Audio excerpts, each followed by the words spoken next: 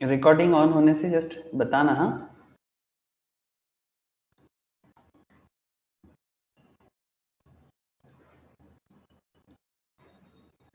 हो गया ना? है दादा। ओके, ठीक है। देखो तो गुड इवनिंग सर, सबको गुड इवनिंग फिर से। अच्छा, तो गुड इवनिंग किस लिए सर? फाइनेंशियल मैनेजमेंट पढ़ना है इसलिए। तो फाइनेंशियल मैनेजमेंट में क्या पढ़ेंगे सर? सर फाइनेंशियल मैनेजमेंट में हम लोग वर्किंग कैपिटल मैनेजमेंट का पढ़ाई कर रहे हैं, और वर्किंग कैपिटल मैनेजमेंट के अंदर हम लोग current asset holding approach, current asset holding approach के बेसिस पे जो वर्किंग कैपिटल स्टेटमेंट क्रिएट किया जाता है कि भाई किसी को भी कोई लोन का ज़रूरत हो, वर्किंग कैपिटल के लिए बैंक में अप्लाई करना हो, that is the point current asset holding approach इस पर्टिकुलर मैटर पे बात करता है। और उसमें हम लोग काफ़ी, this is not introduction, this is basically mid way, तो उसमें हम लोग प्रैक्टिस कर रहे हैं। तो अभी प्रैक्टिस में हम लोग कुछ ऐसे क्वेश्चंस डील करेंगे आज जिसमें डिप्रिसिएशन का यूज होगा। ठीक है, मतलब डिप्रिसिएशन अगर क्वेश्चन के अंदर है, या फिर ऐसे डिप्रिसिएशन होता ही है, डिप्रिसिएशन रहता ही है सर, हर चीज के अंदर डिप्रिसिएशन रहता है। तो ये डिप्रिसिएशन रियल लाइफ में होगा, और अगर क्वेश्चन के अंदर भी अगर आपको डिप्रिसिएशन दिखाई दे दे, तो फिर उस डिप्रिसिएशन को कैसे डील करना है वर्किंग कैपिटल के अंदर, ये आज बड़ा इंपॉर्टेंट डिस्कशन रहेगा। तो ध्यान से सुनना, कैसे डिप्रिसिएशन को हम लोग साइड कर सकते हैं, ठीक है, और उसके ऊपर बेस करके हम लोग cash basis, that is cash requirement of working capital, मतलब जिसके अंदर डिप्रिसिएशन का वैल्यू नहीं दिखना चाहिए, ठीक है, क्योंकि डिप्रिसिएशन एक नॉन कैश आइटम है, तो आपको प्योर कैश आइटम चाहिए। जो नॉन कैश आइटम का वैल्यूएशन उसके अंदर अगर इंक्लूड हो जाए तो फिर कंफ्यूजन हो सकता है, प्रॉपर बजट नहीं बनेगा फिर इन दैट केस। तो इसलिए डिप्रिसिएशन को किस तरह से मतलब डिस्कस किया जाए या डील किया जाए, वही बात होगा। नॉर्मल सम्स जो है एग्जैक्टली जैसे अभी तक हम लोग करके आ रहे हैं वैसा ही है, same to same, but depreciation का डीलिंग्स थोड़ा अलग से करना होगा। तो मैं आज आप लोगों को डिप्रिसिएशन का डीलिंग्स को दो वे में सिखाऊंगा। एक way for the understanding purpose, not for practising purpose, और उसके बाद एक मतलब पहले मैं थोड़ा सा अंडरस्टैंडिंग पर्पस में बात करूंगा, मतलब क्वेश्चन को सॉल्व भी करवाऊंगा, और फिर नेक्स्ट क्वेश्चन ऑनवर्ड्स, मतलब जितना क्वेश्चन डिप्रिसिएशन रिलेटेड आएगा तो उसका अप्रोच थोड़ा अलग होगा। ऐसे अप्रोच बड़ा ही इंटरेस्टिंग होगा, बट अप्रोच वही यूज करना चाहिए आप लोगों को। तो क्यों ऐसा मैं बात कर रहा हूँ वो आपको अभी करते करते ही समझ में आ जाएगा। ठीक है सर? ओके, मैं स्क्रीन शेयर कर लेता हूँ और फिर मैं आप लोगों को क्वेश्चन भी शेयर करता हूँ, और जो भी है प्रैक्टिस करना है। चलो, क्वेश्चन दिखाई दे रहा है ना?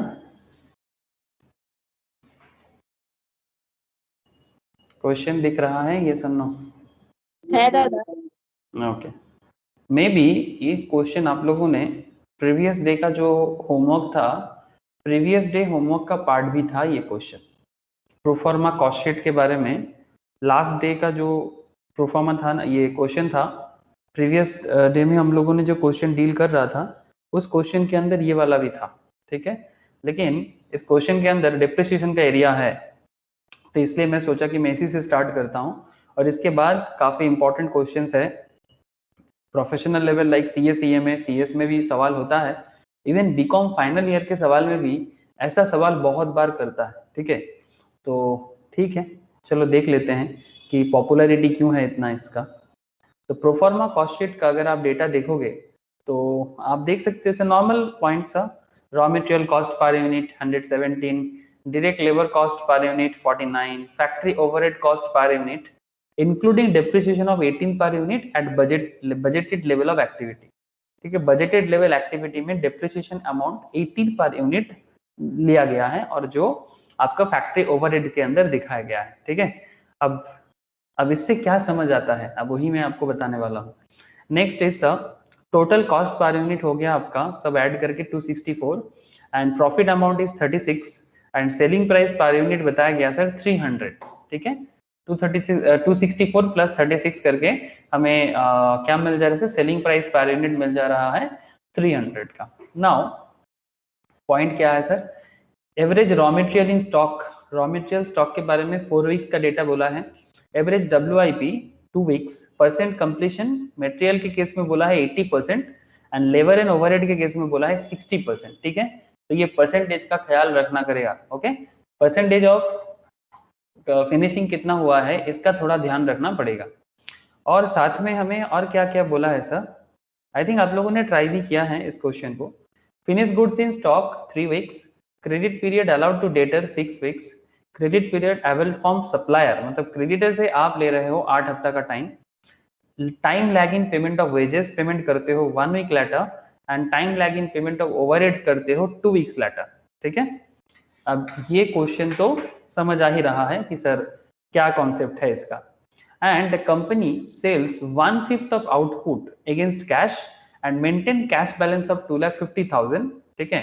करना क्या है sir, prepare a statement showing estimate of working capital needed to finance a budgeted activity level 78,000 unit of production. You may assume that the production is carried evenly throughout the year and wages and overheads accrue similarly, ठीक है। अब ये रहा question आपके सामने। तो sir आप लोगों ने घर में ट्राई भी किए होंगे, तो मुझे आप लोग फटाफट थोड़ा बता दोगे कि सर क्या क्या डिटेल्स है। ऐसे मैं भी कर रहा हूँ, अभी आप लोगों के साथ साथ ही करूंगा। जिन लोगों ने घर में ट्राई नहीं किया वो लोग अभी मेरे साथ साथ कर लो, और जिन लोगों ने घर में कर लिया है वो लोग फटाफट मेरे साथ साथ मैच कर लो, ठीक है। तो फिर बात बन जाएगा जल्दी जल्दी। और फिर इसमें डिप्रिसिएशन को कैसे डील करना है उसका भी एक आइडिया हमें लग जाएगा। तो ठीक है, तो लगा देते हैं सब।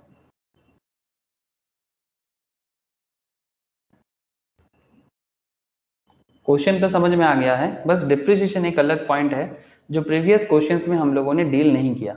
यस ना? हाँ सर, बाकी प्रीवियस क्वेश्चन में हम लोग सिर्फ डिप्रिसिएशन का डील नहीं किया, बाकी सभी चीज तो नॉर्मल जैसा ही लग रहा होगा।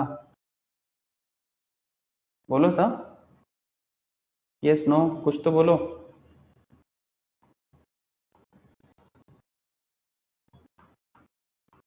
हेलो, अरे मेरा आवाज है कि नहीं है? हाँ सर। आप लोग चुप रहते हो तो मुझे क्या लगता है, मुझे ऐसा फील होता है कि शायद कनेक्शन कट गया है। तो वर्किंग नोट 1 में क्या करना है, raw material consumption. Okay sir, अब तो आप लोगों को एकदम आदत हो चुका होगा। कितना यूनिट प्रोडक्शन करना है, प्रोडक्शन यूनिट कितना है सर क्वेश्चन में? 78,000 ना, 78,000 करके है। और आपका रॉ मटेरियल के बारे में कितना कहा है, 117 पर यूनिट करके बोला है। तो ठीक है, इतना क्या है 78,000 इंटू 117, 78,000 इंटू 117 इक्वल्स टू कितना हो जाएगा? 91,26,000। Okay sir, very good, 91,26,000। तो रॉ मटेरियल स्टॉक के बारे में कितना बोला है, हमें पूछा गया है कि रॉ मटेरियल स्टॉक मेंटेन होना चाहिए 91,26,000 कंजम्पशंस के बेसिस में बना लेंगे। 4 हफ्ते के लिए बोला है सर, है ना? 4 वीक्स बोला है ना, ये देखो। हाँ सर। Yes, 4 weeks 7,02,000। एग्जैक्टली। तो 4 वीक्स बोला है रॉ मटेरियल कंजम्पशन के बारे में। तो हमारा 4 डिवाइडेड बाई 52 करके कितना हो जाएगा, 7,02,000। ओके, तो ये हो गया। अब वर्किंग नोट 2 बताना प्लीज। WIP स्टॉक है ना, तो WIP के लिए थोड़ा ध्यान दीजिएगा। अगर हम WIP में बात कर रहे हैं तो WIP में जो मेरा वर्क इन प्रोग्रेस में होते हैं उस पर रॉ मटेरियल के साथ साथ लेबर और मटेरियल भी यूज हो जाता है। बट लेबर मटेरियल के केस में अगर देखा जाए तो मटेरियल 80% यूज हुआ है परसेंट ऑफ कंप्लीशन में, एंड लेबर ओवरहेड 60% यूज हुआ है। तो इस बात का ध्यान हमें रखना पड़ेगा, ठीक है। 80% एंड 60% का खेल को देखना पड़ेगा। तो अच्छा, तो फिर 80% of what sir, 80% material and labour and overhead 60%। तो फिर हम लोग क्या करेंगे सर, पार्शियल सीओपी बना लेंगे, क्योंकि it's not a total COP, it's a partial COP, partial cost of production per unit. तो 80% ऑफ मटेरियल, 80% ऑफ 117, ओके ना, 80% ऑफ 117 प्लस 60% ऑफ कितना है सर? 60% ऑफ कितना कर लेंगे? 60% ऑफ 49 है 98। 49 plus 98। ओके चलो, अब 98 के अंदर डिप्रिसिएशन आ गया तो ठीक है, डिप्रिसिएशन को बाद में निपटते हैं सर। डिप्रिसिएशन को अभी कुछ नहीं करेंगे, छोड़ देते हैं अभी इस हालत में। अभी इस हालत में डिप्रिसिएशन को छोड़ देते हैं, कुछ नहीं करते हैं अभी चुपचाप जैसे चल रहा है चलने देते हैं, जिस तरह से हम लोग अभी तक सीख के आए हैं। तो कितना हो जाएगा सर ये वाला? 93.6। हाँ सर, दोनों मिला के, 181.84 यूनिट। दोनों मिला के बोलना। 181.8। Okay 181.1.8 per unit. ओके, तो partial COP for the year, partial COP for the year, partial COP for the year कितना हो जाए? 78,000 इंटू 181.8, तो partial cost of production का अमाउंट हो जाएगा कितना? बताओ कोई भी। 1,41,80,400। Okay sir, 1,41,80,400। Thank you sir, match हो गया। और WIP स्टॉक के बारे में क्या कहा जाए सर फिर? 141,80,400 इंटू कितना दिन के बोला है सर? 2 weeks। 2 वीक्स का बोला है, ठीक है। तो 2 हफ्ते के लिए बना लेते हैं 2 divided by 52, 5,45,400। 545,400। Okay 545,400। Okay, and now working note 3, इसमें फिनिश गुड्स के बारे में बात करना है। तो COP पर यूनिट हो जाएगा cost of production per unit. तो COP कितना मानेंगे सर? कॉस्ट ऑफ प्रोडक्शन कितना मान लेंगे? 264। 264। ओके सर, तो 264 इंटू 78,000 का प्रोडक्शन है, तो हो जाएगा हमारा कितना? देखो तो 20 20,59,200। 59,200। Okay sir, 20,59,000। ठीक किया ना मैंने? 20,59,200। और एक जीरो। और एक 2000 जीरो। ज्यादा। ओके ठीक है सर, तो COP पर यूनिट कर दिए। तो फिनिश गुड स्टॉक क्या हो जाएगा? FG स्टॉक हो जाएगा, FG स्टॉक कितना हो जाएगा? 2 करोड़ 5 लाख, नहीं सॉरी 59,02,000। तो 59,02,000। ओके, इनटू कितना, कितने दिन के लिए? 3 वीक्स ना फिनिश गुड्स का? फिनिश गुड्स का 3 वीक्स, 3 वीक्स बोला है। ओके सर, 3 वीक्स बोला है। चलो 3 वीक्स पुट कर देते हैं। 3 डिवाइडेड बाई 52, तो कितना हो जाएगा? 11,88,000। 11,88,000। ओके सर, तो ये सब तो एकदम ओके हैं, झक्कास बन गया, कोई दिक्कत नहीं है। लेकिन अभी भी कुछ बातें बाकी हैं, तो चलो बाकी बात को भी देख लेते हैं।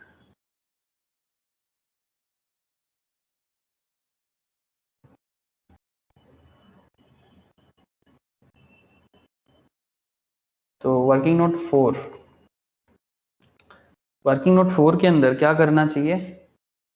वर्किंग नोट 4 में डेटर। ओके, तो डेटर के लिए हमें चाहिए क्रेडिट सेल, है ना? कुछ चीज तो फिक्स हो गया, तो क्रेडिट सेल्स के लिए बोला क्या है? क्वेश्चन देखते हैं सर। क्रेडिट सेल के लिए बोला क्या है सर? क्वेश्चन में क्रेडिट सेल के लिए क्या बताया गया है?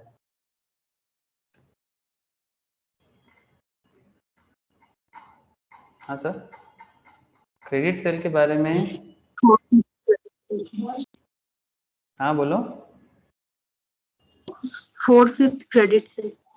1/5 of the output against cash and maintain cash balance of rupees 2,50,000। तो फिर 1/5 of the output कैसे मिलेगा sir? 1/5 of the output, 1/5 cash है, तो फिर बाकी 4/5 हो जाएगा क्रेडिट। तो फिर इसके लिए हम लोग ऐसे कर सकते हैं ना, Another I- credit हाँ बोलो। credit sale की 2 lakh.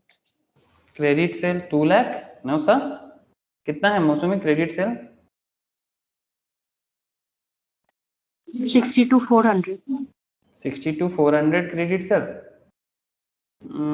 units. यूनिट नहीं बोल रहा हूँ मैं, ओवरऑल क्रेडिट सेल का अमाउंट पूछ रहा हूँ। 1,64,73,600. ऐसा होगा, देखते से देखो तो। 1,87,40,000. कितना कितना? 1,87,20,000. 1,87,20,000। मौसमी यही बोल रहा है सर? प्रियतमा का तो मैं समझ हाँ, गया। ओके, सही है ये वाला। देखो सर 80%, 80% मतलब व्हाट? 1/5 मीन्स कितना परसेंटेज? 20% है ना। 1/5 मतलब 20% और 4/5 मीन्स 80%। तो 20% कैश सेल है। 1/5 का मतलब क्या होता है? 1/5 का मतलब 20% होता है। अब 20 को काटो, हो जाएगा 20/100 करो, 150 आएगा। ठीक है, तो 20% मीन्स 1/5 बेसिकली। तो फिर अगर 20% आपका कैश सेल है, जानते हैं ना सर, 1/5 मतलब 20/100, तो 20 and 5, तो अल्टीमेटली ये 20% आपका कैश है। तो 20% कैश है मतलब 80% क्रेडिट है। तो 80% ऑफ 78,000 इंटू कितना करेंगे? प्रॉफिट लगा के करेंगे ना, 300. प्रॉफिट लगा के करेंगे। 300, वेरी गुड सर, 300। तो ये अमाउंट सही बोला है, क्रेडिट सेल्स का अमाउंट अब सही होगा। देखो ये मौसमी ने भी सही बोला, प्रियोतमा ने भी सही बोला, 1,87,20,000। ठीक है ना। अब इसके ऊपर आपका डेटर का काउंटिंग होगा। डेटर में आपका, डेटर किसके बेसिस पे डिपेंड करता है? क्रेडिट सेल के बेसिस पे डिपेंड करता है। तो 1,87,20,000 इंटू कितना दिन का डेटर मेंटेन करने के लिए बोला है? मतलब आप कितना दिन का? 6 वीक्स का, ओके। और क्रेडिटर बोला है 8 वीक्स, तो 6/52 कितना होता है बोलो? 21,60,000. 21,60,000। This should be your debtor. ये आपका डेटर हो जाएगा। ज्योति, प्रीति, आप लोगों का मैच कर रहा है? प्रीतम, हाँ सर, प्रीतम का आवाज नहीं है एकदम। वो मैंने टोटल कॉस्ट पे मल्टीप्लाई कर दिया था, सेलिंग प्राइस पे छोड़ के. गलत हो गया था, चेक कर लो। Okay, working note 5। Working note 5 means क्या है सर? क्रेडिट परचेस, है ना। तो क्रेडिट परचेस, ये कंपनी ओल्ड कंपनी है कि न्यू कंपनी है? ये कंपनी जो है सर, ये बिजनेस जो है ओल्ड बिजनेस या न्यू बिजनेस सर? मतलब फर्स्ट टाइम आया कि कुछ बोला नहीं, मतलब पुराना कंपनी है एकदम। ठीक है, कुछ न्यू कंपनी होगा ना तो बोल देता है। ठीक है, तो इट्स अ रनिंग कंपनी। तो in that case credit purchase equals to consumption, मतलब जितना इसका कंजम्पशन पे है और वही उसका परचेस भी हो जाएगा, और क्लोजिंग एंड ओपनिंग भी उसमें इक्वल हो जाता है, बिकॉज जो क्लोजिंग इस बार का है वही ओपनिंग हो जाता है। तो ये अमाउंट आपने पहले ही कैलकुलेट कर चुके हैं, 91,26,000, because this is a running company. So raw material stock के बारे में क्वेश्चन में कितना बोला है? सॉरी, रॉ मटेरियल स्टॉक बोल रहे हैं, क्रेडिटर के बारे में कितना बोला है sir? Creditor means supplier, creditor means supplier. कितना दिन बाद पेमेंट करते हो सप्लायर को? 8 वीक्स बाद। तो क्रेडिटर का है 91,26,000 इंटू 8 डिवाइडेड बाई 52, कितना हो जाएगा? 1,404,000. 1,404,000। ठीक है, ये हो गया आपका क्रेडिटर का अमाउंट। अच्छा सर, बोलो सर। वर्किंग नोट 4 वाला एक बार बताओ ना. वर्किंग नोट 4 वाला, वर्किंग नोट 4 में क्या है? डेटर, ये वाला, इसमें क्या प्रॉब्लम है बोलो? कैसल 1/5. क्रेडिट सेल समझा वो नहीं। कैश सेल 1/5 क्वेश्चन में क्या बोला था, सिंपल है सर। देखो company sells 1/5 of the output against cash, तो कंपनी का यूनिट प्रोडक्शन कितना होता है 78,000। तो 78,000 का यूनिट है, 300 करके एक एक यूनिट का दाम है ना। प्रॉफिट लगा के कितना सेल कर लेते हो 300 करके ना, सेलिंग प्राइस पर यूनिट। तो 78,000 इंटू 300, हाँ 78,000 इंटू 300 कितना हो जाएगा, जो भी बनेगा आपका वो आपका टोटल सेल है। लेकिन पूरा जो सेल आप कर रहे हो उसका 1/5 क्या है, 1/5 क्या है, कैश है, मतलब आप नगद में सेल करते हो। टोटल जो सेल है उसका 1/5 आप नगद में सेल करते हो। नगद समझते हो ना, नगद इन द सेंस कैश, है ना। तो जब आप 1/5 कैश में सेल करते हो तो फिर क्रेडिट में कितना करते हो, और 1/5 का मतलब 20% है सर। सर कैसे पता चला, सर सिंपल है ना, अब करके देखो 20 डिवाइडेड बाई 100 करके देखो क्या होगा, 1/5 होता है कि नहीं होता। 20/100 करने से 1/5 होता है। तो फिर ये अगर 1/5 है तो फिर बाकी अमाउंट क्या है 4/5, और उसका मतलब ये अगर 20% है तो फिर कैश मतलब क्रेडिट में कितना होगा 20%, अगर कैश में चला तो 80% हो जाएगा क्रेडिट में। बोलो समझ में आया, सिंपल है सर, सिंपल है, इतनी भी कोई बड़ी बात है नहीं इसमें। ओके नेक्स्ट, अच्छा हम लोग किस पॉइंट में बात कर रहे हैं सर, हम लोग बात कर रहे थे क्रेडिटर पे। क्रेडिटर तो हो गया। अब वर्किंग नोट 6, वर्किंग नोट 6 में कौन आएगा, वर्किंग नोट 6 में मोस्ट प्रोबेबली इधर हमारा वेजेस का भी लैग है और outstanding wages and outstanding overhead दोनों के बारे में अलग अलग डेटा दिया है। आपको बोला है lag in payment of wages 1 week का, और lag in payment of overhead बोला है 2 वीक्स का, ठीक है। तो लेकिन सर एक बात ध्यान रखिएगा, ओवरहेड के अंदर डिप्रिसिएशन को डायरेक्ट इंक्लूड करके रखा गया है, ठीक है। Factory overhead cost per unit including depreciation 18 per unit at budgeted level of activity, जब बजट बनाया जा रहा था। अब ये 98 बोल के रखा है। अब इसमें थोड़ा सा ध्यान रख के बात को आगे बढ़ाना है, तो पहले वेजेस कर लेते हैं। तो wages for the year, wages for the year 78,000 करके आपका प्रोडक्शन है, और वेजेस का अमाउंट 49 है ना सर, चेक करना वेजेस कितना है 49, सही बोला ना, एग्जैक्टली 49, और ओवरहेड है 98 इंक्लूडिंग डिप्रिसिएशन, ठीक है। तो 49, अब 49 करके कितना हो जाएगा मुझे थोड़ा बताओगे। 38,22,000। 38,22,000। और आउटस्टैंडिंग के बारे में क्या बोला है कि कितना दिन बाद बाद आप वेजेस पे करते हो 1 वीक, 1 वीक वेजेस का लैग है आपका 1 week, this is the point. Wages का लैग है 1 वीक और ओवरहेड का लैग है 2 वीक्स, ठीक है। तो आउटस्टैंडिंग वेजेस हो जाएगा 38,22,000 इंटू 1 डिवाइडेड बाई 52, सॉरी 52. 52, 73,500. एक सेकेंड, 1 डिवाइडेड बाई 52 कितना बोला रोशनी 73,500, है दादा। Okay.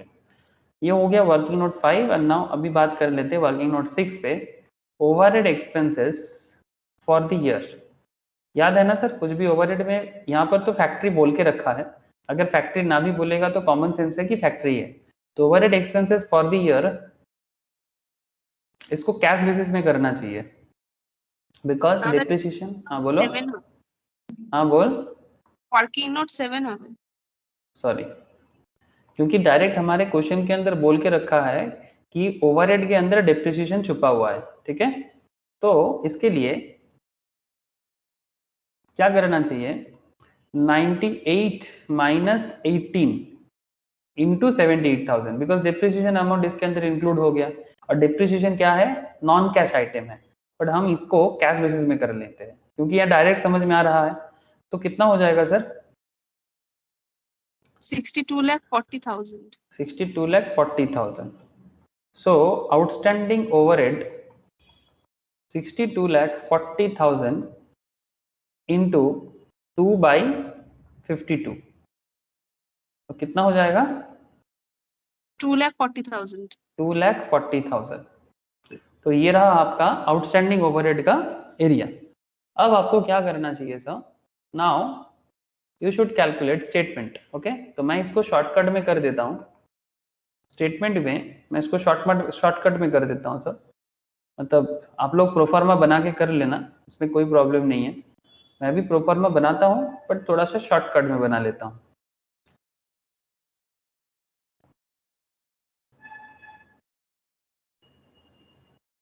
Statement of working capital, तो आपको क्या चाहिए सर? करेंट एसेट चाहिए, ठीक है, और द अमाउंट का कॉलम देना है।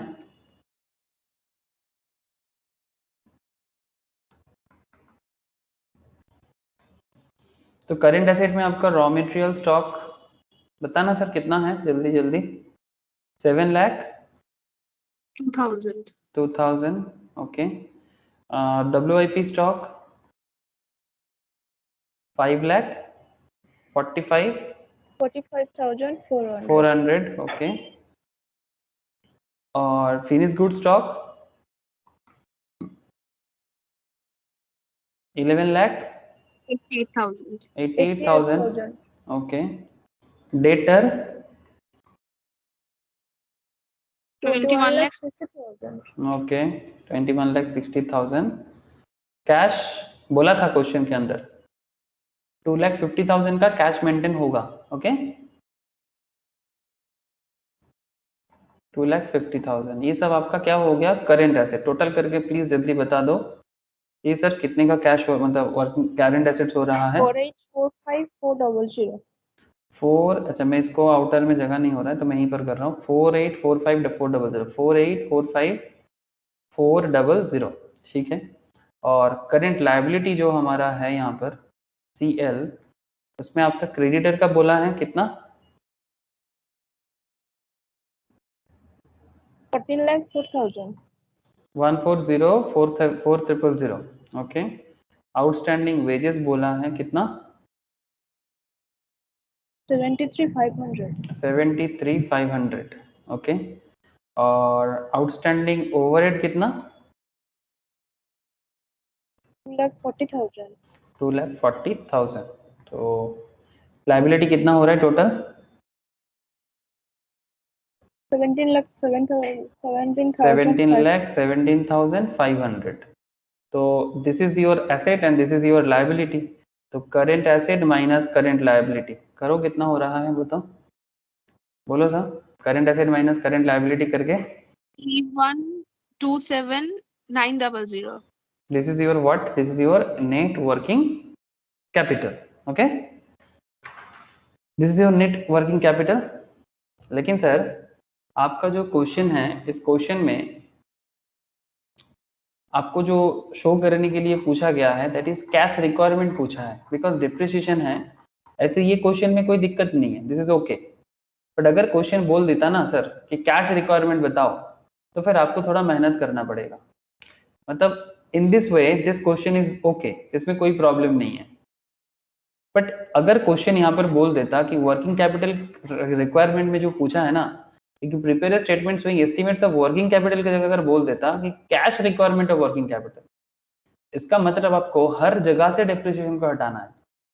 हर जगह से जहां जहां डेप्रिसिएशन छुप गया वहां से डेप्रिसिएशन को आपको आउट करना पड़ेगा। बात समझ रहे हो ना सर?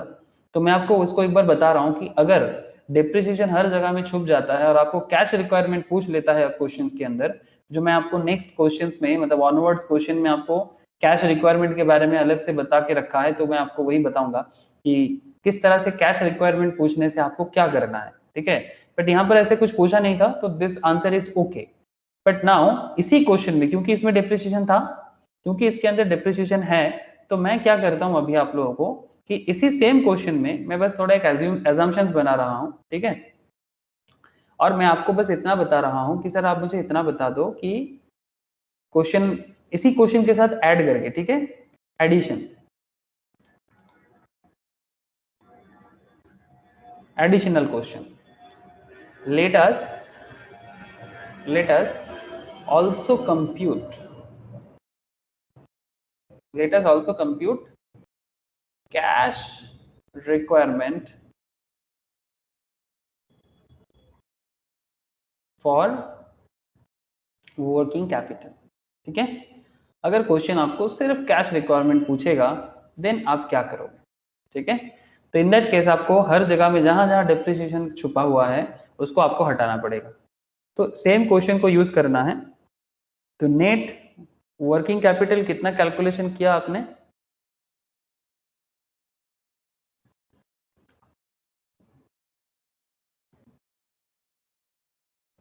सबका एक साथ निकल गया सबका। 900।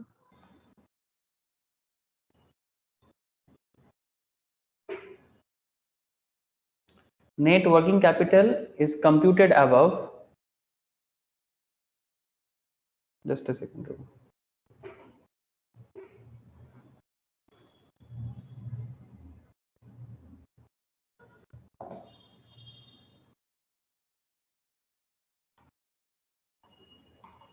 Net working capital computed above, जो हम लोग अभी कैलकुलेट करके आए, ये जो वर्किंग कैपिटल हम लोग जस्ट कैलकुलेट कर लिए, दैट इज 31,27,900, यही कैलकुलेट किया ना। अब आपको क्या करना चाहिए सर, यहां से आपको लेस करना चाहिए। क्या लेस करना चाहिए? डिप्रिसिएशन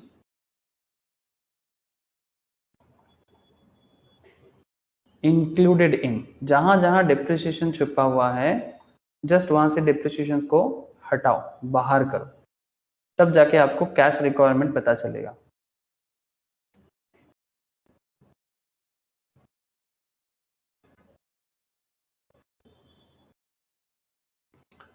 तो डिप्रिसिएशन इंक्लूडेड इन, ओके।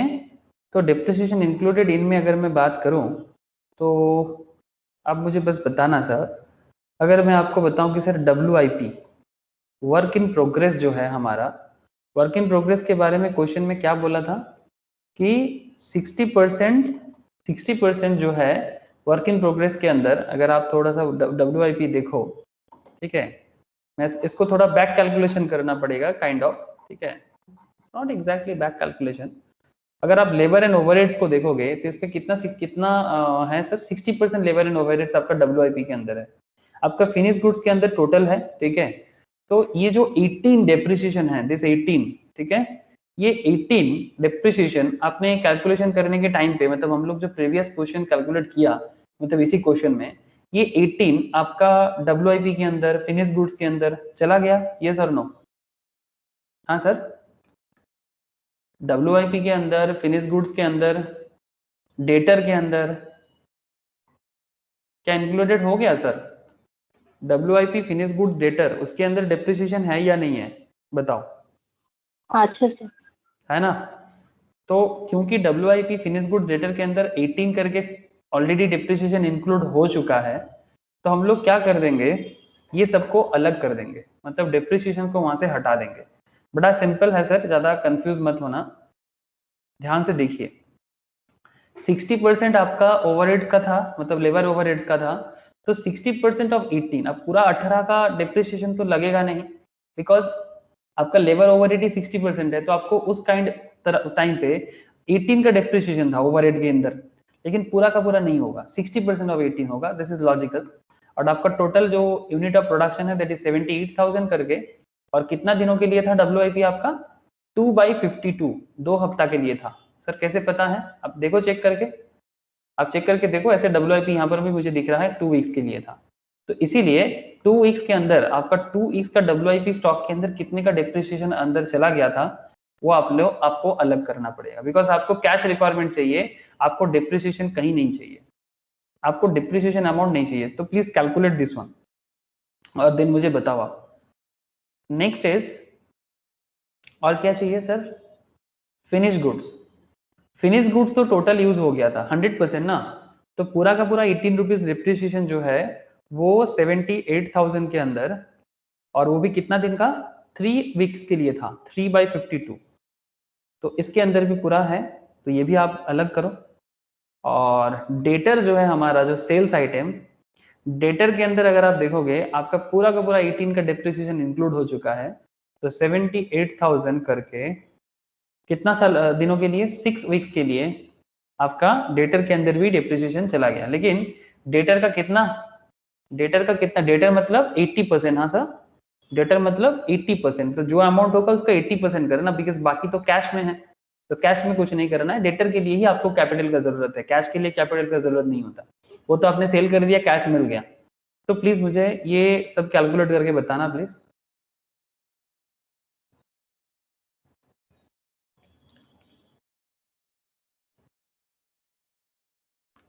दादा फर्स्ट एड तो 32,400। 32,400, ओके, और नेक्स्ट 81,000। 81,000, ओके, ओनली 81,000, ठीक है, है दादा। ओके, और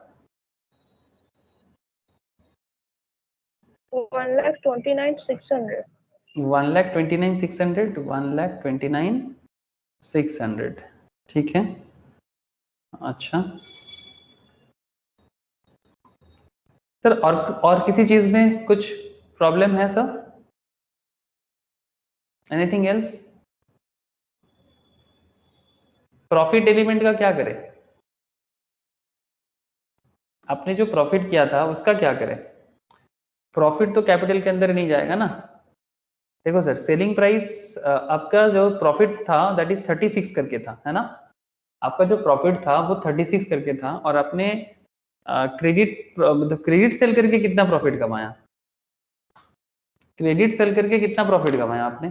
क्रेडिट सेल आपका 80% है, मतलब बेसिकली डेटर का जो 80% है उस पर प्रॉफिट कितने का है, प्रॉफिट एलिमेंट आपका पूरा का पूरा 300 के अंदर 36 का है। तो ये जो प्रॉफिट आइटम है भी ना आपका, इसके अंदर भी आपने डेप्रिसिएशन जोड़ दिया, तो इसमें आपको 18 को कुछ नहीं करना है, आपको बस प्रॉफिट को अलग करना है इस पर्टिकुलर अमाउंट से, इसको आप बस लिखो, समझाता हूं सर, रुको, माइनस कर दो profit element included in debtor, basic point is that debtor के अंदर, बिकॉज आप जब सेल करते हो, ये तो हम लोग डेटर से बस डेप्रिसिएशन को निकाले, है ना, ये तो डेटर से डेप्रिसिएशन को दिखाए। अब प्रॉफिट एलिमेंट कितना इंक्लूडेड है डेटर में, profit element included in debtor, because जिसको हम क्रेडिट में सेल किए उसको तुम्हें प्रॉफिट भी चढ़ा है ना, तो कितने का है, 80% ऑफ 36 प्रॉफिट एलिमेंट है, इंटू 78,000, इंटू कितना दिन का आपका था सर डेटर, 6 वीक्स का, तो 6/52, तो जो प्रॉफिट एलिमेंट डेटर के अंदर चला गया वो वाला अमाउंट भी आपको माइनस कर देना चाहिए। तो प्लीज मुझे बताना कितना हो रहा है।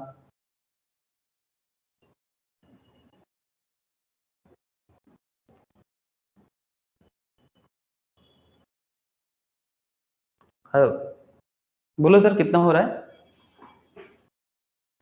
2,59,200। 2,59,200, तो ये सब आइटम क्या हो जाएगा, माइनस हो जाएगा, ये सबको ब्रैकेट में डाल सकते हो या फिर डायरेक्ट भी शो कर सकते हो, इस पर्टिकुलर अमाउंट से माइनस कर दो, माइनस करके आप मुझे बताओ कितना हो रहा है, जो आएगा that is called cash 2,625,700। 2,625,700, this is called cash requirement of working capital। मतलब ये जो सारा का सारा वर्किंग कैपिटल हम लोगों ने कैलकुलेट किया, ये सारा का सारा वर्किंग कैपिटल में आपका कैश रिक्वायरमेंट है, मतलब this amount is actually cash requirement, बाकी सभी मतलब 30 लाख 31 लाख जो पहले आया था इसके अंदर ये डिप्रिसिएशन मिला के है, ठीक है। तो अगर आपको कैश रिक्वायरमेंट कैलकुलेट करने बोले तो फिर आपको ये सब अमाउंट लेस करना होगा, बिकॉज बाकी सभी अमाउंट डिप्रिसिएशन अमाउंट का कैपिटल है, और this is your purely cash requirement of working capital है। तो इस तरह से आप कर सकते हो, but this is not the ideal way. मतलब पूरा का पूरा क्वेश्चन करने के बाद उसको अलग करना, ये आइडियल वे नहीं है, ठीक है। आइडियल वे क्या है वो तो मैं आपको आगे बताऊंगा, बट बिफोर दैट आप लोग मुझे बताओ क्या कैश रिक्वायरमेंट कुछ समझ में आ रहा है कि नहीं आ रहा है?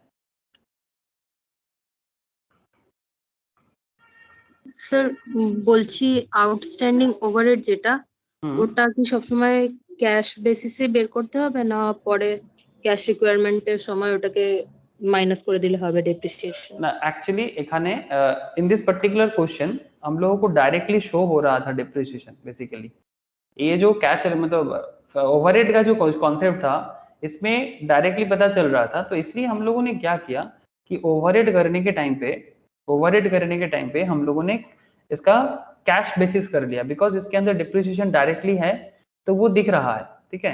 बट बाकी चीजों के अंदर डिप्रिसिएशन चला गया, वो तो डायरेक्टली समझ नहीं आ रहा था, इसलिए उसको बाद में हम लोगों ने अलग किया, ठीक है। बाद में हम लोगों ने इसलिए अलग किया, तो आप चाहो तो इसमें कर सकते हो, फिर बाद में अलग कर सकते हो, okay. So it's fully your मतलब पर्सनल चॉइस, लेकिन क्योंकि ओवरहेड यहाँ पर दिख रहा था तो आप डायरेक्टली कर सकते हो, इसमें कोई प्रॉब्लम नहीं है, ठीक है। लेकिन अगर आप बाद में जैसे हम लोगों ने यहाँ पर बाकी चीजों को माइनस किया, ठीक है, तो इसमें एक थोड़ा कंफ्यूजन ये है कि यही तो मैं एक्चुअली अभी बताऊंगा आप लोगों को कि जब आप लोगों के सामने डिप्रिसिएशन रहेगा, आप शुरू से ही सबको अलग करते हुए चलो, शुरू से ही, ठीक है। तो किस तरह से शुरू से करेंगे वही मैं आपको अभी समझाने वाला हूँ, ठीक है। मौसमी थोड़ा सा वेट कर जा, मैं तेरा सवाल समझ गया। अब नेक्स्ट क्वेश्चन सॉल्व करेंगे ना, तो तेरे मन में जो चल रहा है कि क्या करना चाहिए वो अभी समझ आ जाएगा, बिकॉज दिस पर्टिकुलर क्वेश्चन में कैश रिक्वायरमेंट के बारे में कुछ बोला नहीं था, तो हम लोग जिस तरह से सॉल्व किए that's okay and enough. But बाद में मैंने आपको कैश रिक्वायरमेंट बताया बिकॉज डिप्रिसिएशन रहने से यही नॉर्मल है, ठीक है। तो आप एडवाइस क्या है वही मैं बता रहा हूँ, लिखो whenever depreciation information is given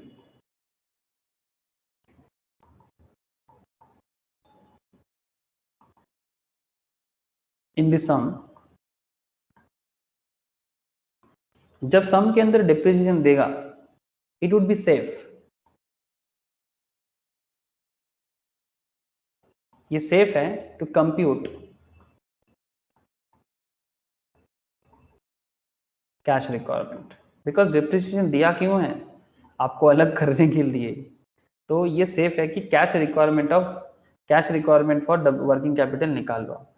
अब हम लोग क्या किए, पूरा का पूरा क्वेश्चन करने के बाद फिर कैश रिक्वायरमेंट को अलग से फाइंड कर रहे थे, इसको इतना झमेला करने का जरूरत नहीं है, पूरा करने के बाद अलग करने का जरूरत नहीं है, आप स्टार्टिंग से ही अलग कर सकते हो। सर कैसे, वेट, वही मैं आपको अभी नेक्स्ट क्वेश्चन में बताऊंगा,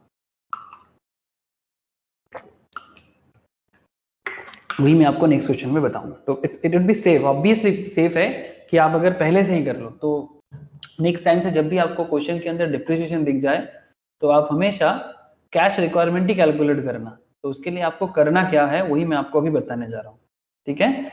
तो फॉर दैट रीजन आपको मैं नेक्स्ट क्वेश्चन में लिए समझ करने के लिए बोलूंगा। तो देखो सर क्वेश्चन देखो एक बार,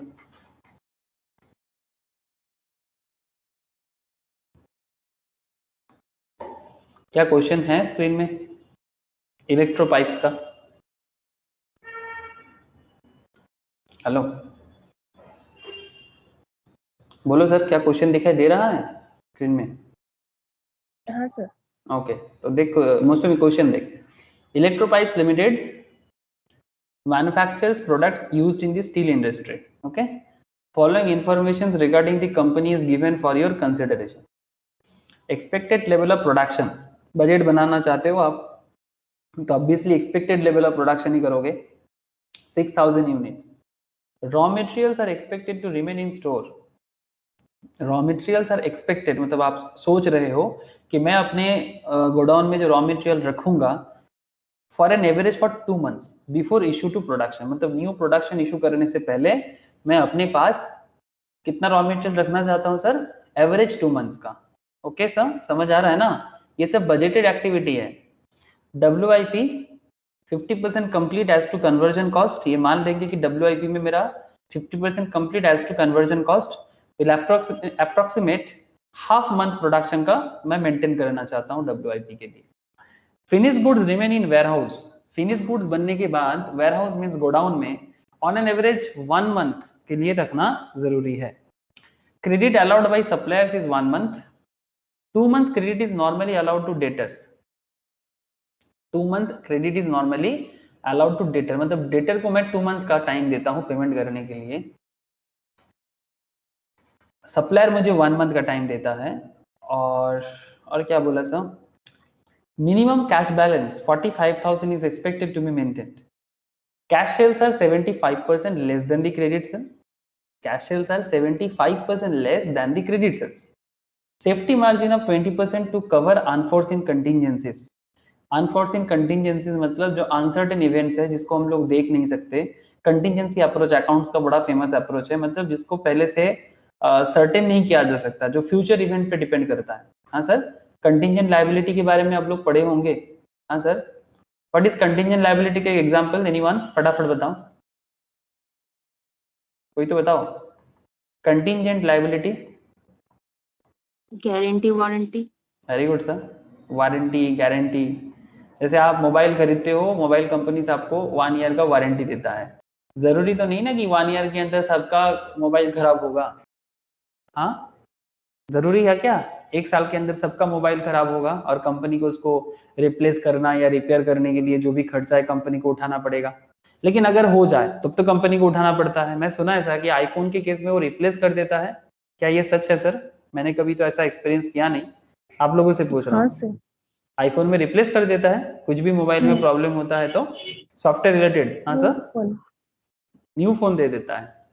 चलो सर, एग्जैक्टली तो ऐसा करने में कंपनी का खर्चा तो बढ़ जाता है ना सर। तो इस तरह का कुछ भी कंपनी के केस में किसी भी बिजनेस में हो सकता है, तो उसके लिए safety margin of 20% to cover unforeseen contingencies. Thank you sir. तो this is called contingency. I hope ऐसे बहुत सारे एग्जांपल्स होगा। कॉन्ट्रैक्ट कॉस्टिंग में काम करते करते पता चलता है कि कितना खर्चा बढ़ रहा है कितना नहीं। The production pattern is assumed to be even during the year. Cost structure of Electropipes limited product is as follows. तो कॉस्ट स्ट्रक्चर बता के रखा है, देखो कॉस्ट स्ट्रक्चर में क्या बोल के रखा, रॉ मटेरियल 80 पर unit, direct labour 20 per unit, raw material 80 पर unit, direct labour 20 per unit, overheads इसके अंदर डिप्रिसिएशन देके रखा 20 करके 80 पर यूनिट का, total cost 180, profit 20 and selling price 200।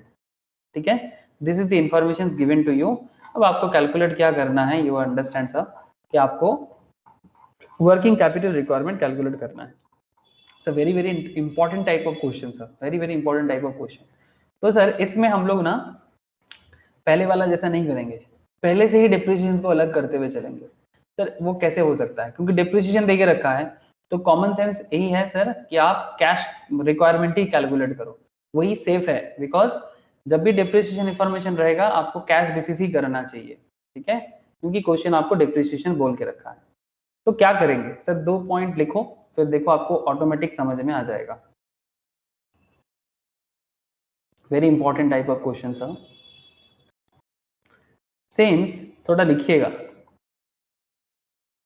Since depreciation information is given, तो मैं लिखा भी दे रहा हूं, since depreciation information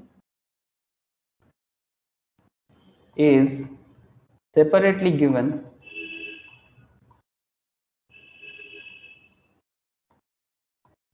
we are computing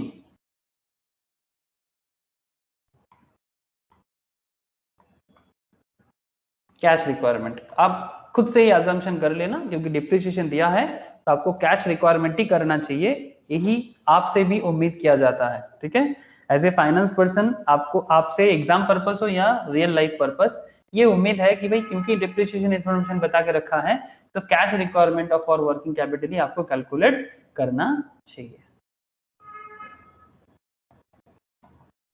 अब पहले से ही करेंगे इसको, एकदम स्टार्टिंग से ही अलग करते हुए चलेंगे, तो आप लोग देखो अब मैटर इतना भी कुछ क्रिटिकल नहीं होगा, इजी हो जाएगा।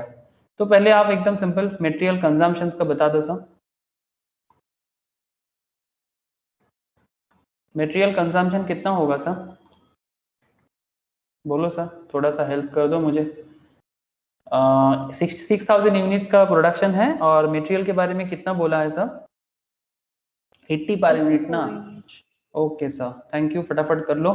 तो 80 इंटू 6000 ना, कितना हो जाता है सर? 4,80,000। और रॉ मटेरियल स्टॉक के बारे में कितना बोला है? रॉ मटेरियल स्टॉक के बारे में क्या बोला है सर? रॉ मटेरियल स्टॉक कितना दिन रखना चाहते हैं आप, मेंटेन करना चाहते हैं? Expected to remain in store for an average of 2 months before issue of new production. Issue करने से पहले तो 2 महीने का स्टॉक मेंटेन करना चाहते हो, तो raw material stock 4,80,000, this is your budget ना। आप स्टॉक मेंटेन करना चाहते हो तो इसके लिए आप कर रहे हो, ठीक है। तो आपका कंजम्पशन लेवल्स के ऊपर डिपेंड करके 2 मंथ्स ना, तो 2 डिवाइडेड बाय क्या करेंगे? 12 ना, मंथली है एग्जैक्टली। तो 2/12 इक्वल्स टू कितना हो जाएगा? 80,000। ओके 80,000। Okay sir. नेक्स्ट, अब WIP स्टॉक। WIP में पार्शियल COP तो लगेगा, पार्शियल COP, या फिर आप इसको CCOP बोलो। क्या बोलोगे सर? COP ना बोल के CCOP बोलो। सर क्यों? Because cash cost of production चाहिए आपको, सिर्फ कॉस्ट ऑफ प्रोडक्शन नहीं, कैश कॉस्ट मतलब डिप्रिसिएशन इसके अंदर नहीं होना चाहिए। That's why CCOP। ओके, हो सके तो लिख के रख लो सर CCOP, तो या फिर आप ऐसे भी लिख सकते हो कैश COP, ठीक है। क्या होगा? 80 प्लस हाफ इंटू, कहां से मिल रहा है मुझे डेटा? ये देखो, रॉ मटेरियल 80 लग रहा है आपका, यस ना। रॉ मटेरियल 80 है तो टोटल में लग जाएगा लेबर 20, ये भी पूरा लग जाएगा, मतलब पूरा इन द सेंस 50% है ना कन्वर्जन कॉस्ट। हाँ सर, WIP क्या बोला है? 50% complete as to conversion cost, and half month का प्रोडक्शन आप WIP में रखोगे। तो फिर आपका यहाँ पर डेटा देखो सर, रॉ मटेरियल 80 लग जाएगा, डायरेक्ट लेबर भी 20, और ओवरहेड्स में क्या करोगे? 80 है, डेप्रिसिएशन लेके तो क्या कर लोगे? 20 प्लस 60 कर लोगे। अरे बात समझे कि नहीं समझे? 20 प्लस 60 कर लोगे, 80 नहीं करना है, बिकॉज वो तो डिप्रिसिएशन आ जाएगा। तो इसीलिए अगर आप 80 करते तो COP माना जाता, बट क्योंकि आपने डिप्रिसिएशन को हटा दिया तो उसको क्या बोलोगे? कैश COP बोलोगे, ठीक है। तो और इसको हाफ क्यों कर दिए? बिकॉज आप हाफ मंथ के लिए सॉरी मतलब 50% कवर हो रहा है आपका, 50% कवर हो रहा है ना, मतलब आपने सारा का सारा ओवरहेड एंड वेजेस यूज नहीं किया, कुछ बाकी है अभी भी आपका, दैट्स वाई हाफ, ठीक है। तो क्योंकि आपने 50% यूज किया, अभी भी 50% ओवरहेड एंड वेजेस आपका बाकी है, तो कितना हो रहा है मुझे बताओगे सर? कितना परसेंटेज हो जाएगा ये? 120। 120। और partial CCOP for the year, cash cost of production 6,000 into 120 कितना हो रहा है? बोलो। 7,20,000 ना, 7,20,000 ना। हाँ सर। ओके, समझ आया सर क्या हुआ खेल? अब WIP स्टॉक क्या करेंगे? WIP स्टॉक क्या करेंगे? 7,20,000 इंटू WIP स्टॉक भी कितने दिन के लिए बोला था? बोलो, WIP स्टॉक के बारे में क्या बोला है क्वेश्चन में? Half months production, half months production, साल में, पूरा साल भर में हाफ मंथ प्रोडक्शन, तो 0.5 ना, हाफ मंथ मतलब 0.5 ना, तो हाफ मंथ प्रोडक्शन कर दो 0.5/12, तो WIP स्टॉक कितना हो जाएगा? 30,000। 30,000। अगर आपको WIP स्टॉक समझ में आया तो ठीक है, तो फिर नेक्स्ट वाला भी निकाल लो, फिनिश गुड स्टॉक। अब फिनिश गुड्स के लिए भी आप क्या बोलोगे? Cash COP। Again cash COP तो आपका पीछा नहीं छोड़ेगा, तो कैश COP लिखिए। आपको क्या करना है? टोटल प्रोडक्शन है 6,000 का, और just tell me sir, cash COP कैसे मिलेगा आपको? टोटल कॉस्ट कितना है आपका? टोटल कॉस्ट 180 का है, लेकिन क्या 180 के अंदर डिप्रिसिएशन इंक्लूड हो चुका है सर?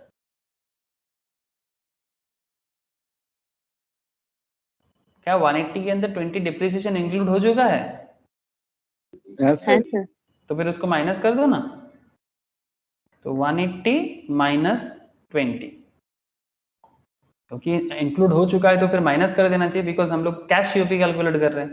तो कितना है 9,60,000। ओके, तो फिनिश गुड स्टॉक कितना हो जाएगा फिर?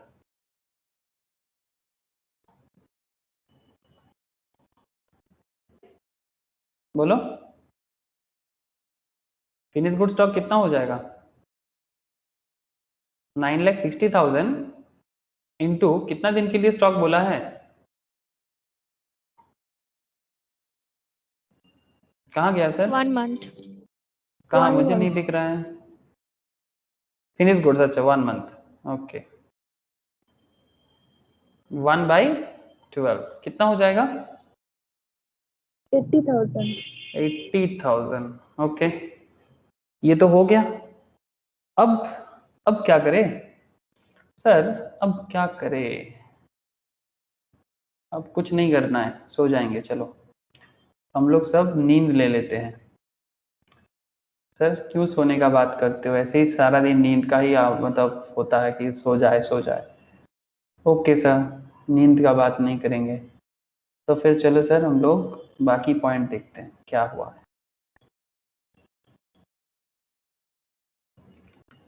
अरे भाई अप डाउन क्यों इतना करता है तुम? ओके, तो अभी क्या चाहिए सर हमें? क्रेडिट सेल चाहिए क्या? यस, क्रेडिट सेल चाहिए। तो क्रेडिट सेल के लिए क्या करें? तो क्रेडिट सेल के लिए हम ऐसा बोल सकते हैं sir, cash cost of sales, cash cost of sales equals to cash CCOP। मैं आपको समझाता हूं। अब इसके बारे में क्या बोला है?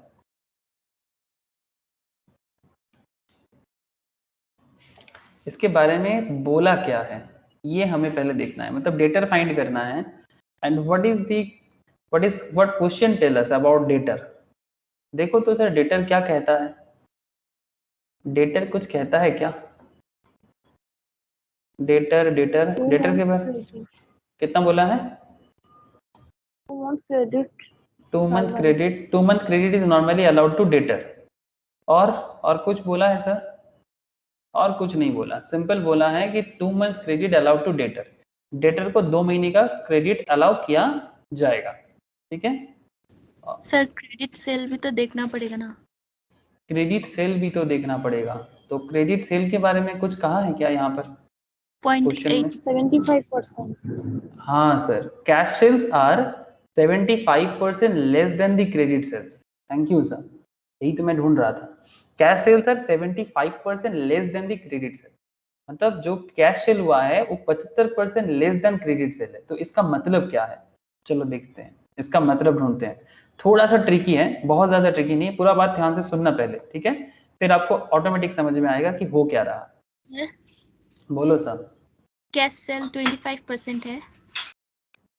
कैश सेल 25% है, हाँ बोल सकते हो, ठीक है बोल सकते हो सर। 9,45,000।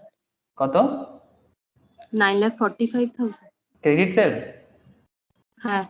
नहीं सर, नॉट 9,45,000 अमाउंट। ठीक है कोशिश करो आप लोग, मैं भी कोशिश कर रहा हूँ, मेरा भी कोशिश जारी है, आप भी कोशिश करते रहो। आंसर मैच होने से मैं बोल दूंगा। Amount relating to credit sales equals to, तो ये क्रेडिट सेल्स का अमाउंट कैसे फाइंड आउट करें? How to find out? Let credit sales be, मान लेते हैं क्रेडिट सेल्स है 100। Okay, let credit sales be equals to 100। अगर क्रेडिट सेल्स 100 है तो फिर कैश सेल कितना होगा? 25। अगर क्रेडिट सेल 100 है तो कैश सेल कितना हो जाएगा? 25। Cash sales are 75% less than the credit sale, तो फिर हम ऐसा बोल ही सकते हैं ना कि अगर क्रेडिट सेल 100 है तो फिर कैश सेल 25 है। यस और नो? हाँ. तो फिर टोटल सेल्स कितना हो गया सर? तो फिर टोटल सेल्स कितना हो गया? अगर 100 मेरा क्रेडिट सेल्स है, कैश मेरा 25 है, तो फिर टोटल सेल कितना होगा? 125. 125. तो फिर credit sale as a proportion of total sales, as a proportion of total sales कितना हो जाएगा? टोटल सेल्स के प्रोपोर्शनेट में क्रेडिट सेल कितना हो जाएगा? 100 है क्रेडिट सेल, तो 100 बाई 125 ना. टोटल सेल्स 125 है. This is your total sales.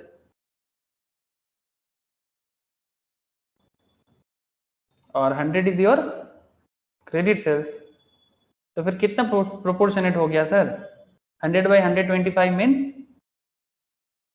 0.8. बोलो, समझ में आया कुछ?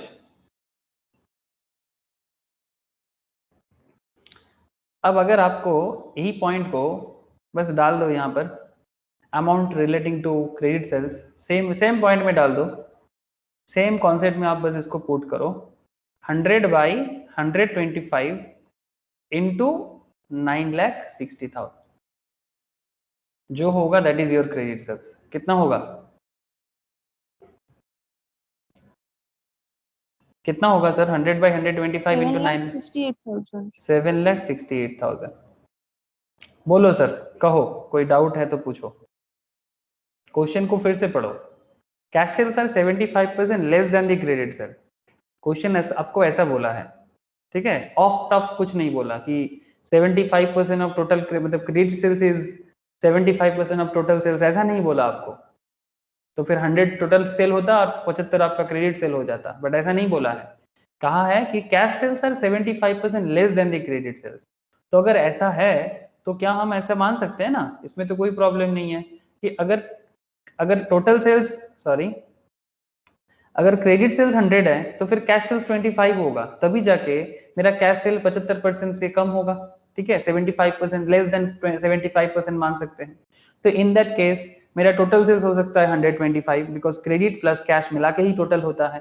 अब प्रोपोर्शनेट हिसाब से टोटल सेल्स के हिसाब से कितना क्रेडिट हुआ है, और क्रेडिट सेल्स पे ही तो डिपेंड करता है आपका डेटर. तो इन दैट केस ये होता है 0.8. तो 100 by 25 into 9,60,000 equals to 7,68,000. This is your credit sales. Sir बोलो. 9,60,000 इक्वली. हाँ, now 9,60,000 कहाँ से मिला सर हमें? Obviously 9,60,000. Cash cost of sales equals to cash cost of production. अब ये मतलब जहां पर आपका मतलब क्या बोलो सर इसको, डेटर के अंदर आपका जो सीओपी है, मतलब कॉस्ट ऑफ प्रोडक्शन है. ठीक है, हम लोगों ने अभी जस्ट फ्यू मिनट्स बैक हम लोगों ने ये कैलकुलेट किया था ना, कैश सीओपी. कहाँ चला गया सर? ये देखो, 6,000 इंटू 180 माइनस 20 किया था कि नहीं किया था? देखो, डेटर के अंदर नॉर्मली क्या होता है, आपका टोटल कॉस्ट जो है वो इंक्लूडेड है. ठीक है, तो हम लोग क्या किए सर, ये जो प्रॉफिट एलिमेंट है, ये जो प्रॉफिट एलिमेंट है, इस प्रॉफिट एलिमेंट को हम लोग क्रेडिट सेल्स के अंदर काउंट नहीं किए. सेलिंग प्राइस 200 पर यूनिट को भी, मतलब एक्चुअली तब तो सेलिंग प्राइस 200 हो जाता अगर 20 को इंक्लूड कर देते. अब 20 को इंक्लूड क्यों नहीं किए? अगर आप प्रीवियस क्वेश्चन में देखते तो डेटर के अंदर मेरा जो प्रॉफिट एलिमेंट है, क्योंकि हमें कैश रिक्वायरमेंट पूछा है ना, कैश रिक्वायरमेंट का कैपिटल के लिए आपको प्रॉफिट एलिमेंट ऐड नहीं करना चाहिए, बिकॉज जो प्रॉफिट आप एज्यूम कर रहे हो ये आपका वर्किंग कैपिटल का पार्ट एग्जैक्टली है नहीं, because you are finding cash requirement of working capital.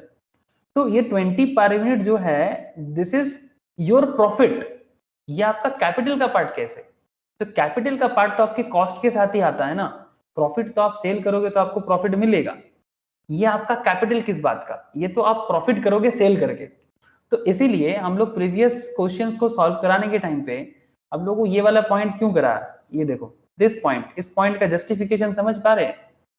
ये जो हम लोगों ने लास्ट क्वेश्चन जो सॉल्व करवाया, वर्किंग कैपिटल कंप्यूटेड अबव 31,27,900 था, उसमें से हमने डिप्रिसिएशन का सारा पॉइंट को माइनस किया. WIP का डिप्रिसिएशन, फिनिश गुड्स का डिप्रिसिएशन, डेटर का डिप्रिसिएशन माइनस किया, और साथ में डेटर के अंदर जो प्रॉफिट एलिमेंट छुप गया था 80% का अमाउंट प्रॉफिट एलिमेंट, जो क्रेडिट सेल के अंदर 80% प्रॉफिट एलिमेंट दैट इज 36 करके जो प्रॉफिट एलिमेंट था, इसको माइनस करने का क्या जस्टिफिकेशन है?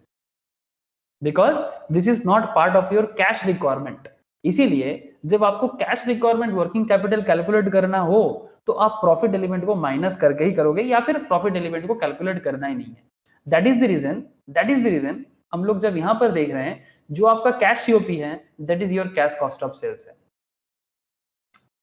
कैश रिक्वायरमेंट के केस में cash cost of sales equals to cash cost of production, तभी जाके आपका बात बनेगा। अगर आप प्रॉफिट को इंक्लूड कर दोगे तो वो प्रॉपर कैश रिक्वायरमेंट को समझना मुश्किल हो जाएगा, बिकॉज आप कैपिटल के लिए अप्लाई करोगे और आप उसके अंदर प्रॉफिट एलिमेंट जो आपने इंक्लूड कर दिया है वो आपको सही पिक्चर नहीं दिखाएगा। आप बिजनेस करके प्रॉफिट करोगे, that should not be your part of your capital, because profit आप करोगे दैट्स ओके, बट आपको तो चाहिए कैश जो आपको फाइनेंस किया जाएगा।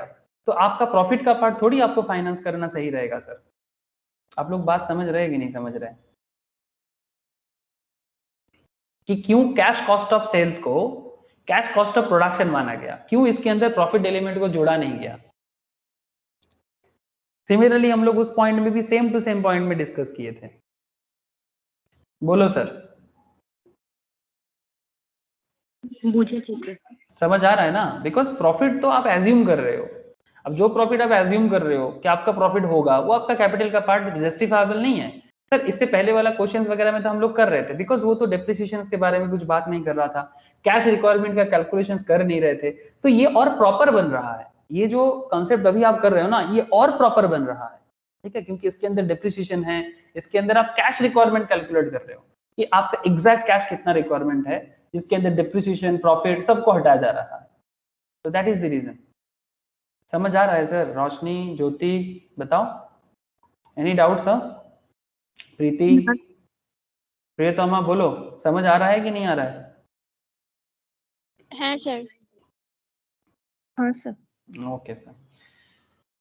तो बात कहां तक आके रुका? बात कहां तक? अच्छा, ये वर्किंग्स है, हाँ, मतलब ये जो लेट जो किया हम लोगों ने, ये तो बस अंडरस्टैंडिंग के लिए है, ठीक? अंडरस्टैंडिंग, ठीक है सर।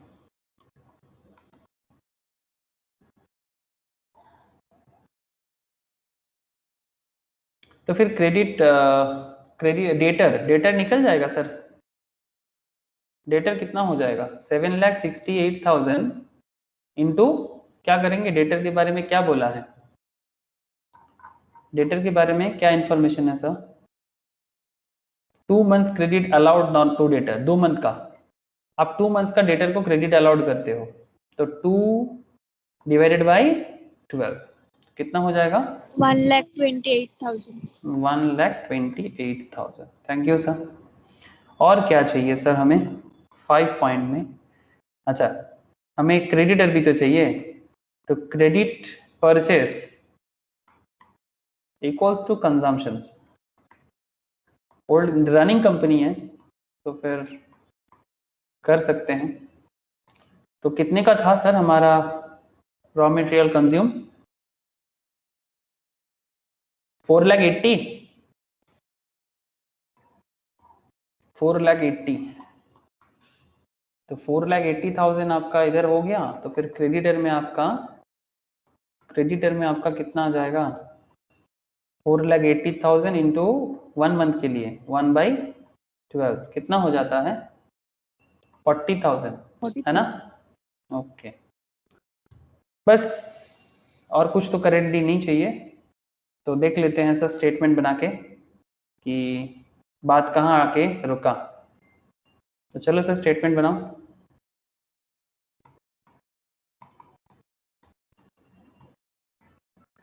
स्टेटमेंट बना लो। Statement showing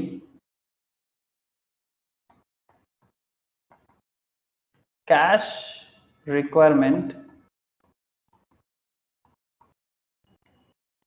off working capital. हर जगह से हम लोग डिप्रिसिएशन हटा दिए, प्रॉफिट एलिमेंट हटा दिए तो फिर एकदम cash requirement working capital clear cut पता चल जाएगा। Particular amount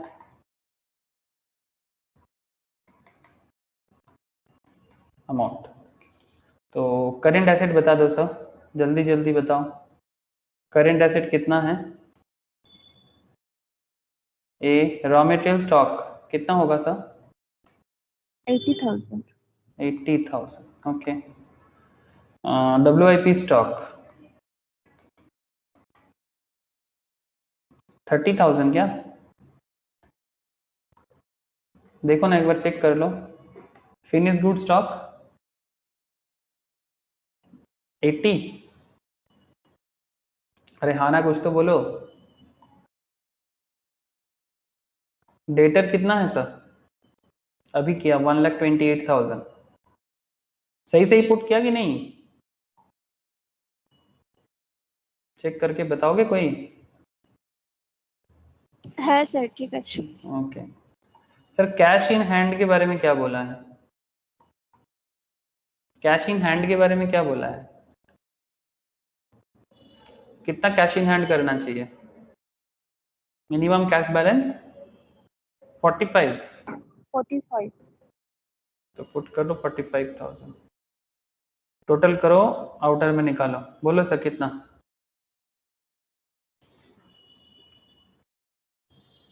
363,000.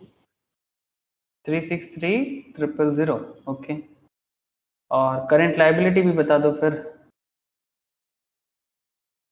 Current liability F में क्रेडिटर कितना है? 40,000। और बस, और कुछ नहीं है। करंट लायबिलिटी कुछ नहीं है ना, आउटस्टैंडिंग वेजेस वगैरह कुछ बोला नहीं था। तो फिर जी पॉइंट भी आपका आ जाएगा नेट वर्किंग, तो दिस 40,000 ही एक्चुअली आपका आउटर में आ जाएगा। नेट वर्किंग कैपिटल कितना होगा? Net working capital current asset minus current liability, हाँ 3,23,000 this is your net working capital. But question कुछ और भी पूछा था। Safety margin 20% to cover unforeseen contingencies. आपको सेफ्टी मार्जिन मेंटेन करने के लिए बोला जा रहा है, तो कितना हो जाएगा सेफ्टी मार्जिन?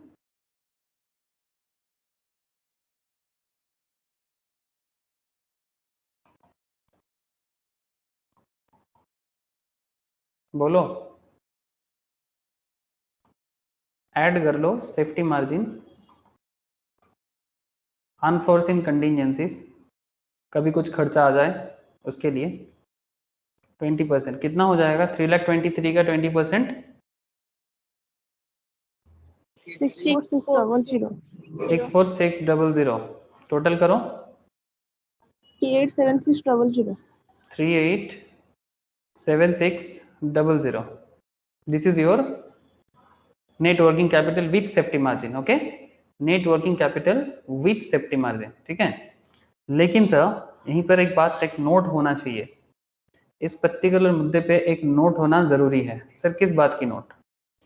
ये सेफ्टी मार्जिन का एक स्पेशल कॉन्सेप्ट होता है, question to question obviously vary करता है, बट ये पर्टिकुलर पॉइंट आपको डिफरेंट क्वेश्चन में पता चलेगा।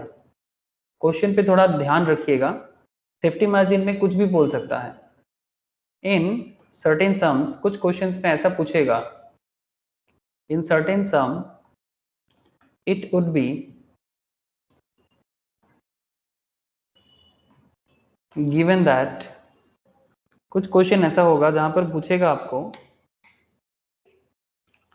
It would be given that safety margin is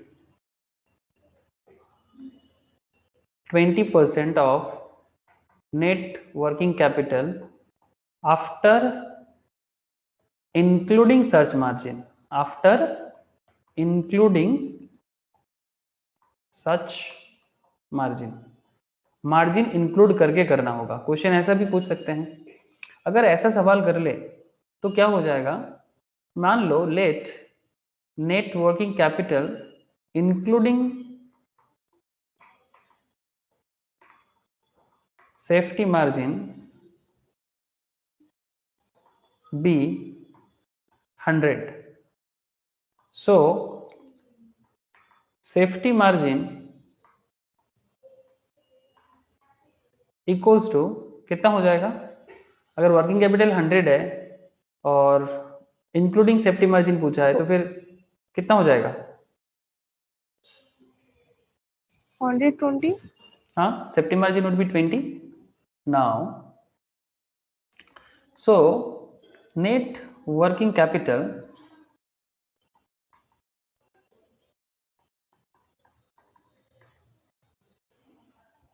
before safety margin is 80, है ना? अगर इंक्लूडिंग है तो फिर अगर 100 आपका net working capital including safety margin अगर 100 है तो सेफ्टी मार्जिन कितना होगा? 20. इसका मतलब हम ऐसा बोल सकते हैं net working capital before safety margin is 80. इसमें कोई प्रॉब्लम है? सो safety margin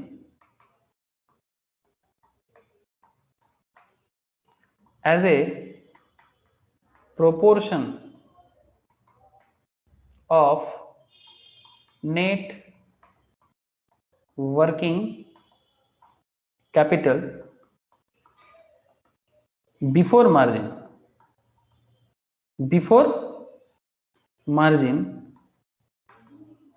equals to 20/80. in this sum अगर इस पर्टिकुलर सम्स में ऐसा करना पड़ता it would have been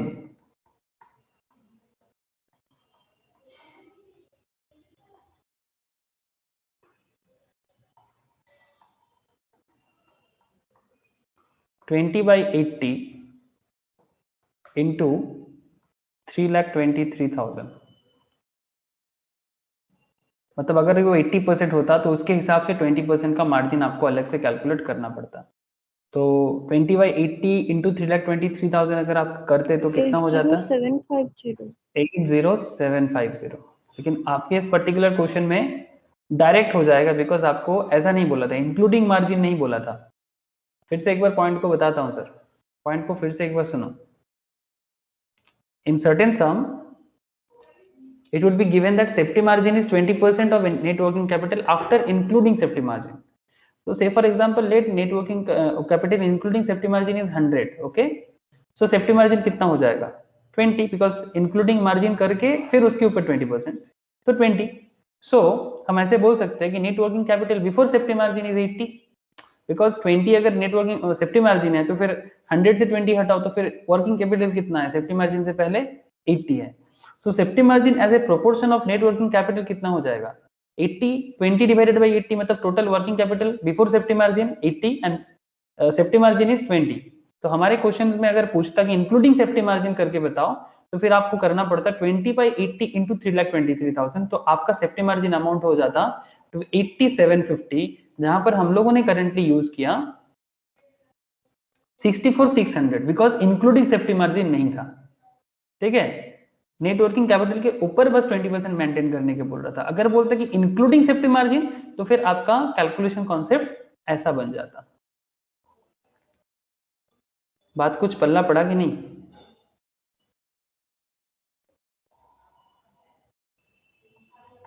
बोलो सर.